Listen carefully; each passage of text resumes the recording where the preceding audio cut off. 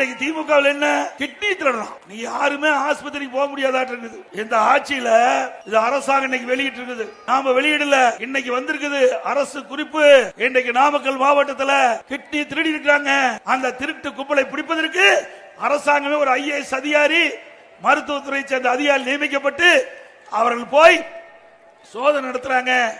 யாரு அதுல சம்பந்தப்பட்டிருக்காங்கன்னா திமுக கட்சிக்கு சொந்தமான தனலட்சுமி சீனிவாசன் மருத்துவமனை, பெரம்பலூர் மற்றும் தார் மருத்துவமனை திருச்சி ஆகிய மருத்துவமனைக்கு மனித உறுப்பு மாற்று அறுவை சிகிச்சை சட்டம் 1994 பிரிவு 16 உட்பிரிவு 2 படி சிறுநீரக மாற்று அறுவை சிகிச்சை மேற்கொள்ள வழங்கப்பட்ட உரிமை பொதுமக்கள் நலன் கருதி தற்காலிகமாக நிறுத்தி வைக்கப்பட்டது.